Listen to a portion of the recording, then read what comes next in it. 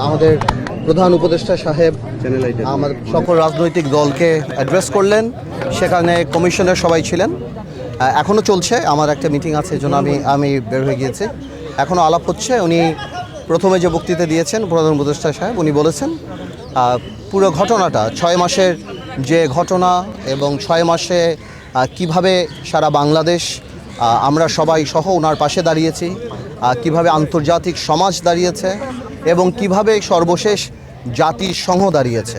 Fascist government এই 6 মাস তাদের যে পায়তারা ছিল, বিভিন্ন মিথ্যের ফুলঝুরি ছিল সারা পৃথিবীকে বোঝানো যে আমাদের অবস্থান কী, সেটা যে জাতিসংঘের এই রিপোর্ট আসার পরে অনেকাংশেই ধূলিসাৎ হয়ে গিয়েছে।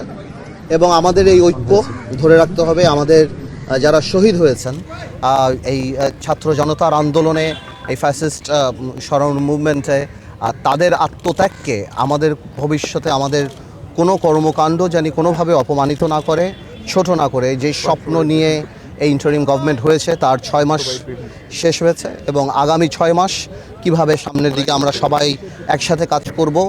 এই যে এই কমিশনগুলির কাজ হয়েছে, তারা কিভাবে আমাদের সাথে কমিউনিকেট করবে, সামনের দিকে আমরা কিভাবে করব, আমাদের কি প্রস্তাব আছে সেটা বিস্তরভাবে সামনে গিয়ে আলাপ হবে।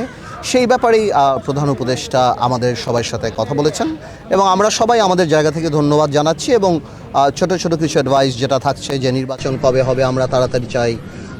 কোনো দল বলছেন, আমরা বলেছি যেমন আমরা স্থানীয় নির্বাচন আগে চাই না, কারণ স্থানীয় নির্বাচন দিলে 4,500 ইউনিয়ন পরিষদে সেখানে একটা মারামারি হওয়ার সম্ভাবনা আছে।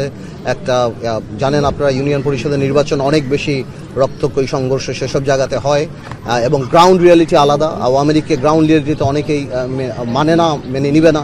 না, এরকম কিছু না। মানে 6 মাস পরে সব রাজনৈতিক দলের সাথে বসলো, 6 মাসে আমাদের অর্জনটা কি, আমরা কতদূর গেলাম এবং 6টা কমিশন যে কাজ করেছে আমরা কতদূর অর্জন করেছি এবং আমরা পাশে ছিলাম, আমরা সামনেও পাশে থাকব।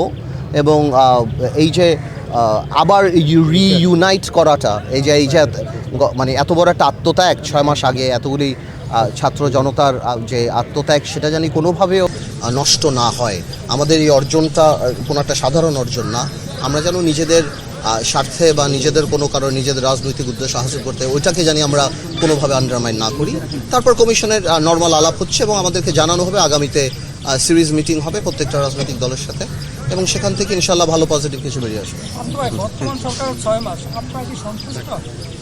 আমরা সন্তুষ্ট, আমরা সরকারের পাশে আছি। যেটা ভুল হচ্ছে না হচ্ছে আনুষ্ঠানিক অনানুষ্ঠানিকভাবে তো আমরা সরকারের সাথে কথা চলছে। তা আমি মনে করি না বাংলাদেশে কখনো এরকম একটা সরকার আসছে যেখানে সকল রাজনৈতিক দল সবাই মিলে এই সরকারের পাশে দাঁড়িয়েছে, আন্তর্জাতিক মহল দাঁড়িয়েছে, জাতিসংঘ দাঁড়িয়েছে, সবাই। আমি মনে করি এটা জনগণের সরকার। ধন্যবাদ। Thank you.